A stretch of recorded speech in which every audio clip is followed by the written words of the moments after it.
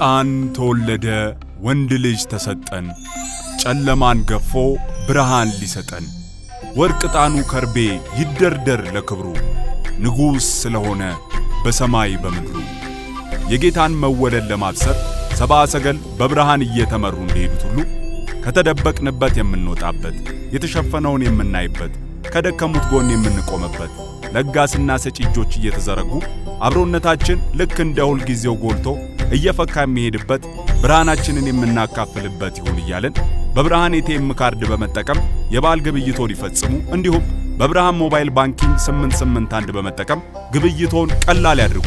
ከብርሃን ባንክ ጋር የሚሰሩትን የገንዘብ አስተላላፊ ድርጅቶች በመጠቀም ለበዓሉ ለወዳጅ ዘመዶ ስጦታ ይላኩ፣ ይቀበሉ። መልካም በዓል። ብርሃን ባንክ።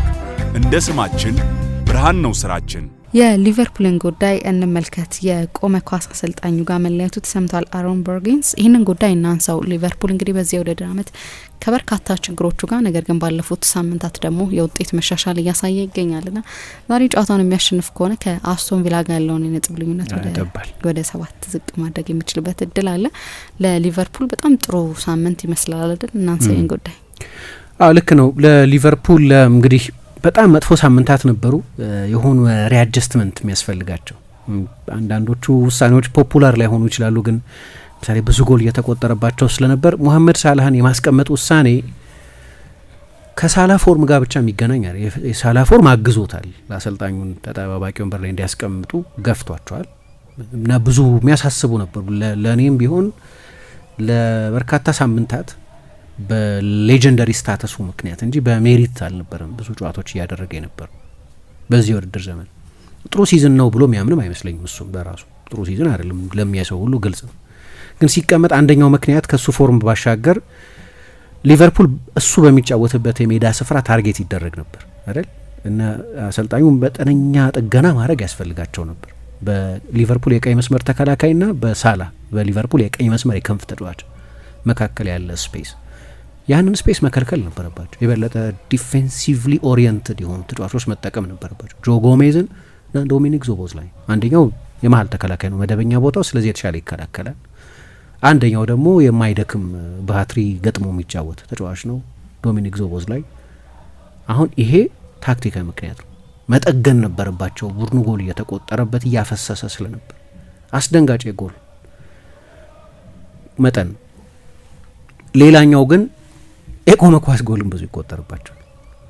አሁን በ5ቱ ትልልቅ የአውሮፓ ሊጎች የሊቨርፑልን ያህል ብዙ የቆመ ኳስ ጎል የተቆጠረበት ቡድን የለም። በፕሪሚየር ሊግ ብቻ አይደለም፣ በፕሪሚየር ሊግ 20ኛ ሮክ ቦተም ናቸው ከቅጣት ምቶች እና ከማዕዘን ምቶች በተቆጠረባቸው ጎል። ያው ሴት ፒስ ሲባል የፍጹም ቅጣት ምትንም ይጨምራል፣ ግን የፍጹም ቅጣት ምትን መከላከል ከኦርጋናይዜሽን ጋር የሚገናኝ ስላልሆነ ነው ማናነሳው።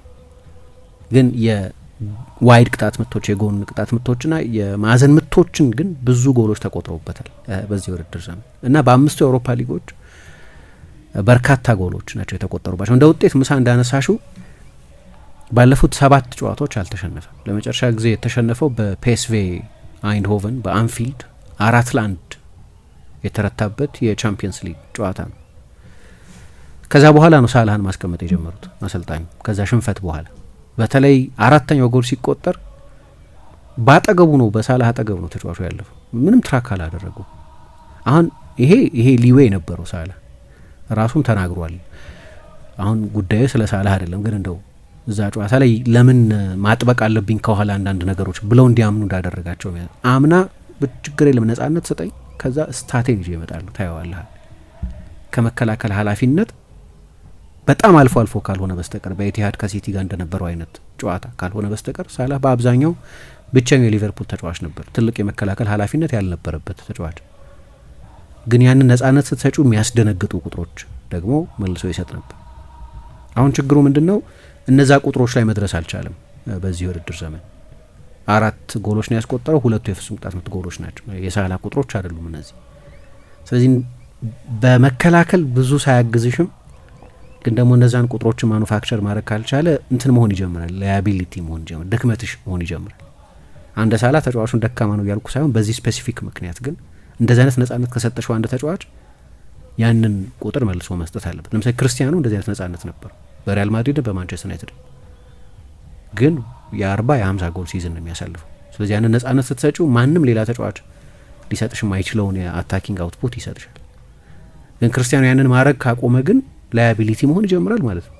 ያንን ነጻነት የምትሰጪው እነዛን የሚያስደነግጡ ቁጥሮችን ስለሚሰጥሽና ለማጥቃት ኤነርጂውን እንዲቆጥብ ስለምትፈልግ ይኮ።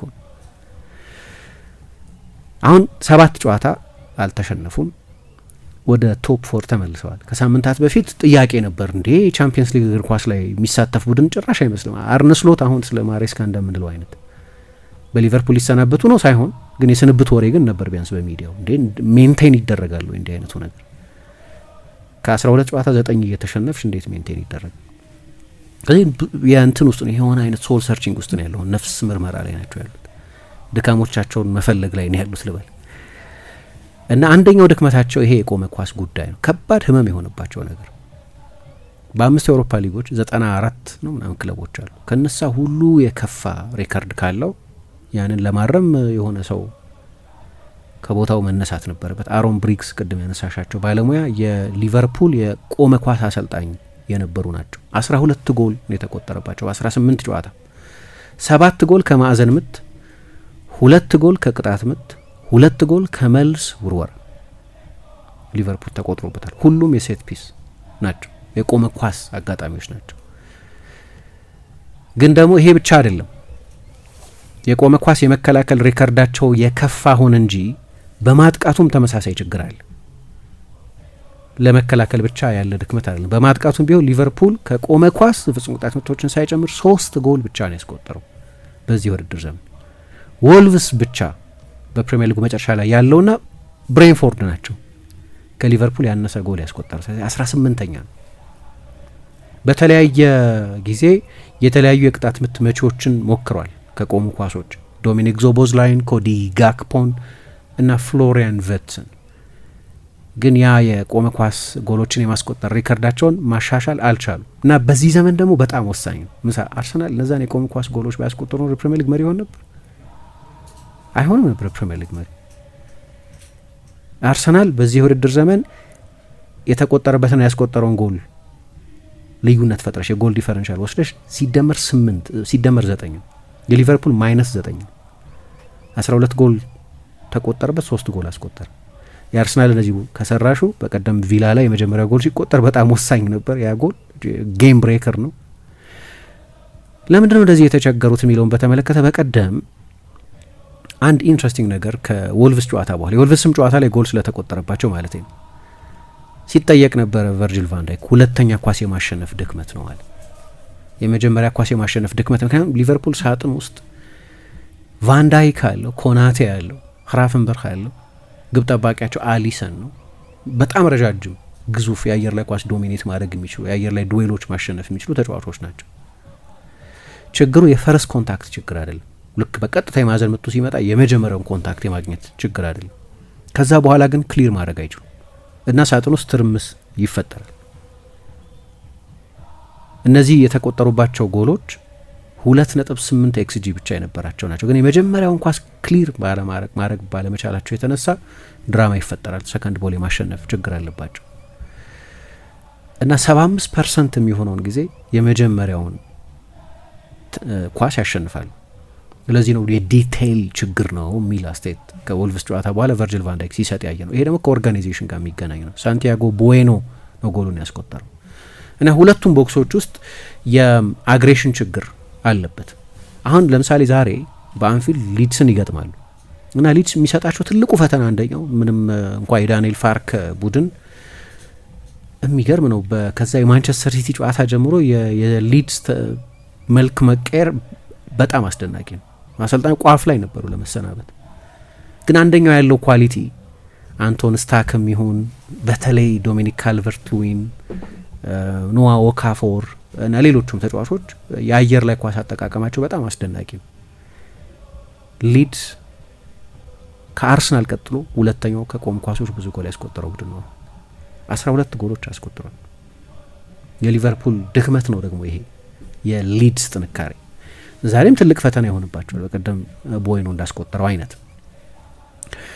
የሚገርም ነው። ሊቨርፑል ፕሬስ ኮንፈረንስ በሰጠ ቁጥር ባዘጋጀ ቁጥር አርነ ስሎት ስለዚህ ጉዳይ እንደ ታክቲካል ኦብሰሲቭ ሰው በእግር ኳስ ውስጥ ያሉ ታክቲካዊ አዝማሚያዎች፣ ልማዶች ላይ ከፍተኛ ትኩረት እንደሚሰጥ ሰው፣ የበለጠ አናሊቲካል እንደሆነ ሰው ለምሳሌ ባለፈው አንድ ስለሳቸው ሳነሳ አንድ ስለሳቸው የተጻፈ መጽሐፍ ላይ ያነሳውት አንድ ታሪክ ነበር። የ2022 የዓለም ዋንጫው ምርጥ ቡድኖች እነማን ናቸው ተብሎ ሲጠየቁ ጀርመንና ስፔን ነበር ያሉት። ጀርመንና ስፔን በዓለም ዋንጫ ታሪካቸው መጥፎ የዓለም ዋንጫ ያሳለፉበት የዓለም ዋንጫ ነው። እሳቸው ግን ዝም ብላችሁ ግርድፍ ውጤቱን አትመልከቱ፣ ሌሎች ስታቲስቲካል ሞዴሎችን ምናምን ኤክስጂ ምናምን አጥኑ አሉ እሳቸው።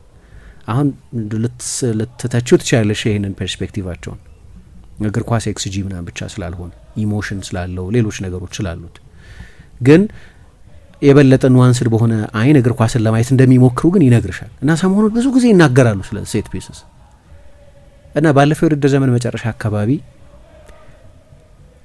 ከፌብሩዋሪ በኋላ አንዳንድ ቡድኖችን ለማሸነፍ እየቸገረን መጥቷል። በተለይ የሎ ብሎክ ቡድኖችን ለማሸነፍ እየቸገረን መጥቷል። ስለዚህ ምን አሉ? ተጨማሪ መሳሪያዎች ያስፈልጉናል አሉ። አሁን ይህንን ሲሉ ሰዎች ሁሉ ያሉት አሰልጣኙ ከሳላህና ከጋክፖ ውጪ ተጨማሪ የማጥቃት ተጫዋቾችን እየጠየቁ ነው ነበር ያሉት። እሳቸው ግን ስለ ሰው ብቻ አልነበረም የተናገሩት፣ ዌፐን ነው ያሉት። ተጨማሪ መሳሪያ ያስፈልገናል ነበር ያሉት። እና ሊቨርፑል በቅድመ ውድድር ዘመን ዝግጅት ብዙ ትኩረት ካደረገባቸው እሳቸው ባሉት አገላለጽ መሳሪያዎች መካከል አንደኛው የቆመ ኳስ ማጥቃትና መከላከል ጉዳይ ነው። በተለይ ደግሞ አሁን እግር ኳስ እየሄደ ያለበት አዝማሚያ በቅርብ ዓመታት ከአሜሪካ ስፖርቶች እየተወሰዱ ብዙ የሌሎች ስፖርቶች ጽንሰ ሀሳቦች የቆመ ኳስ፣ የመልስ ውርወራ፣ የማዕዘን ምት፣ በጠቅላላው የዴድ ቦል ጉዳይ በጣም አስፈላጊ ኤሌመንት ነው። እንደ ድሮ እንደ ፉትኖት የምትጠቀሚበት አይደለም። ሁሉም ቡድኖች ወይም አብዛኞቹ ቡድኖች ቼልሲ ዲፓርትመንትም ጭምር አቋቁሟል። ግን ሁሉም ትልልቅ ቡድኖች የሴት ፒስ አሰልጣኝ አላቸው እና ሊቨርፑል መጀመሪያ ያደረገው የሴት ፒስ አሰልጣኝ መቅጠር ነው። ግን እሱ ብቻ ሳይሆን ለምሳሌ ረጃጅም የመልስ ውርወራዎች በዚህ ውድድር ዘመን እያንዳንዱ ቡድን በመጀመሪያዎቹ 6 ሳምንታት ብቻ ቢያንስ አንድ ጊዜ በአንድ ጨዋታ ወደ ሳጥን የደረሰ የእጅ ፎር ይወርወራል። የመልስ ውርወራ የሚባለው በጣም አስፈላጊ መሳሪያ ነው የመልስ ውርወራ።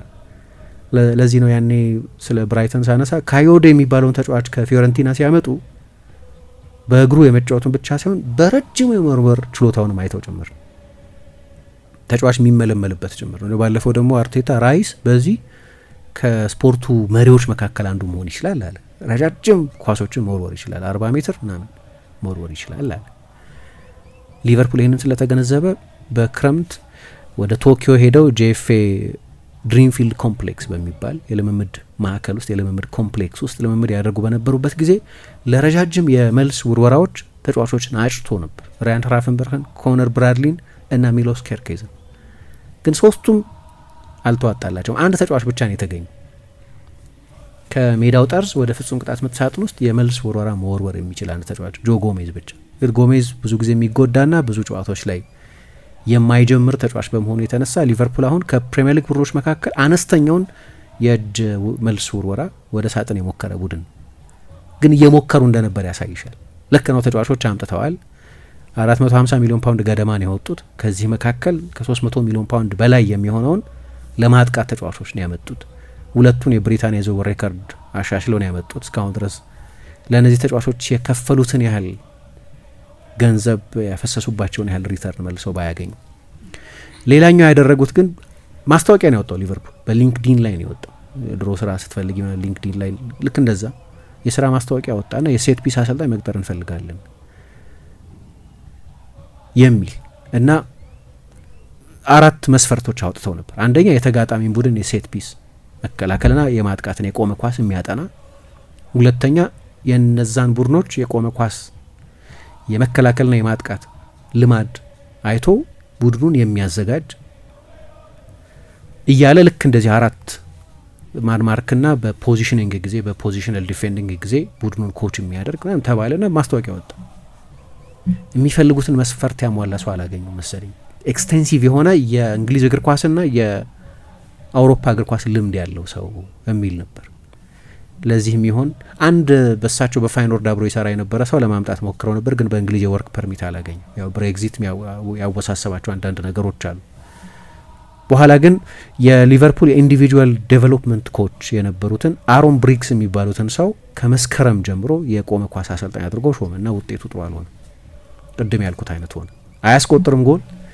አንደኛው ጎል ኮቺንግም የሚያስፈልገው አይደለም። ያስቆጠሩት ጎል ዶሚኒክ ዞቦዝላይ አርሰናል ላይ ያስቆጠረው የቅጣት ምት ጎል የሴት ፒስ ጎል ነው። ግን ለአሰልጣኙ ከምሰጠው ክሬዲት ይልቅ ለዞቦዝላይ ግሩም ክህሎት ነው ያንን ክሬዲት የምትሰጭው።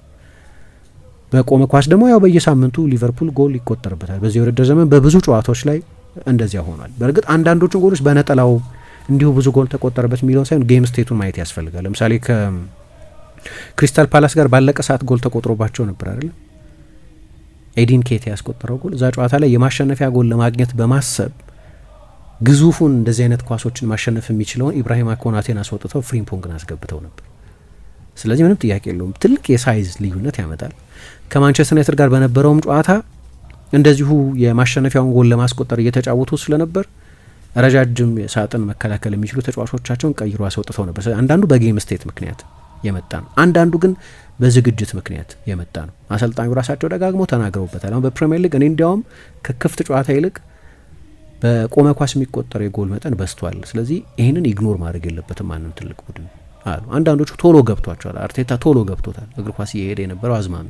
ስለዚህ ለአመታት ፍሬውን እያፈራ ነው፣ ብዙ ጎል ያገኛል ከቆሙ ኳሶች። ግን ሊቨርፑል ደግሞ ለ5 ሲዝን ነው በየሲዝኑ ዲክላይን እያደረገ የመጣ ከ2021-22 የውድድር ዘመን ጀምሮ እስከዚህኛው እስከከፋበት የውድድር ዘመን ድረስ ሊቨርፑል ከቆሙ ኳሶች የሚቆጠሩበት የጎሎች መጠን እና ከቆመ ኳስ የሚያስቆጠራቸው የጎሎች መጠን በየአመቱ ነው ዲክላይን እያደረገ የመጣው። የዘንድሮ ችግር ብቻ አይደለም እና በዚህ የውድድር ዘመንም ለምሳሌ ከዋይድ ቅጣት ምት 0 ጎል ነው ያገባው። ከጎን ቅጣት ምቶች፣ ከማዕዘን ምቶች በአቬሬጅ 0.06 ጎል ነው የሚያስቆጥረው። በሁለቱም 20ኛ ነው። በቂ አይደለም። እሳቸው አሉ አሁን በቻንስ ክሬሽን በምን ለምሳሌ በኦፕን ቻንስ ክሬሽን በክፍት ጨዋታ የእኛን ያህል ብዙ የጎል እድል የፈጠረ ቡድን የለም አሉ። ግን በሌሎች ብዙ መለኪያዎች በመከላከልና በማጥቃት በሁለቱ ሳጥኖች ውስጥ በጣም ደካማ ነው። በ7 ጎል ተቆጥሮበታል በፕሪሚየር ሊግ ብቻ። ቀደም 12 ያልኩት በሁሉም ውድድር በፕሪሚየር ሊግ ብቻ 7 ጎል፣ ሁለተኛው ከፍተኛ ነው። ከቀጥታ ቅጣት ምት ብዙ ጎል የተቆጠረበት 4ኛው ከፍተኛ ነው። በሙከራዎች 8ኛ ነው። ብዙ የማዕዘን ምቶችም ይገኙበታል። ነገሩ መጀመሪያ የማዕዘን ምቱን ማስቀረት ያስፈልጋል። ግን ለምሳሌ አርሰናል በጣም ጥቂት የማዕዘን ምቶች ነው የተገኙበት። ግን በዚህ የውድድር ዘመን ከኒውካስል ጋር፣ ከፓላስ ጋር፣ ከማንቸስተር ዩናይትድ ጋር፣ ከብሬንፎርድ ጋር፣ ከማንቸስተር ሲቲ ጋር፣ ከኖቲንገም ፎረስት፣ ከሊድስ፣ ከቶተንሃም እና በቅርብ ጊዜ ከሊድስ ጋር የቆመ ኳስ ጎል ተቆጥሮባቸዋል እና መጨረሻ ላይ ሰውየውን ማሰናበት ሆነ ልማድ ውሳኔያቸው ማለት ነው። አሁን ለጊዜው ክለብ ውስጥ ባሉት የኮችንግ ስታፍ አባላት ነው የሴት ፒስ ስልጠናው የሚሰጠው። ግን ደግሞ ሌላ ሰው ከውጭ ማምጣታቸው አይቀርም እና የሰውየው መሰናበት ሰሞኑን ትኩረት አግኝቶ ነበር። ግን በቂ ምክንያቶች ያላቸው ይመስላል እንዲህ አይነት ውሳኔ ለመወሰን። አድማጮቻችን ለዛሬ ነበረን ቆይታ ይህንን ይመስል ነበር። ሌሎች ፕሮግራሞች ከአረፊም 95.1 ወደ እናንተ መድረሳቸውን ይቀጥላሉ። መልካም ቀን ይላችሁ። ሕፃን ተወለደ፣ ወንድ ልጅ ተሰጠን፣ ጨለማን ገፎ ብርሃን ሊሰጠን፣ ወርቅ ዕጣኑ ከርቤ ይደርደር ለክብሩ፣ ንጉሥ ስለሆነ በሰማይ በምድሩ። የጌታን መወለድ ለማብሰር ሰብአ ሰገል በብርሃን እየተመሩ እንደሄዱት ሁሉ ከተደበቅንበት የምንወጣበት፣ የተሸፈነውን የምናይበት፣ ከደከሙት ጎን የምንቆምበት፣ ለጋስና ሰጪ እጆች እየተዘረጉ አብሮነታችን ልክ እንደ ሁል ጊዜው ጎልቶ እየፈካ የሚሄድበት፣ ብርሃናችንን የምናካፍልበት ይሁን እያለን በብርሃን ኤቲኤም ካርድ በመጠቀም የበዓል ግብይቶን ይፈጽሙ። እንዲሁም በብርሃን ሞባይል ባንኪንግ 881 በመጠቀም ግብይቶን ቀላል ያድርጉ። ከብርሃን ባንክ ጋር የሚሰሩትን የገንዘብ አስተላላፊ ድርጅቶች በመጠቀም ለበዓሉ ለወዳጅ ዘመዶ ስጦታ ይላኩ፣ ይቀበሉ። መልካም በዓል። ብርሃን ባንክ። እንደ ስማችን ብርሃን ነው ስራችን።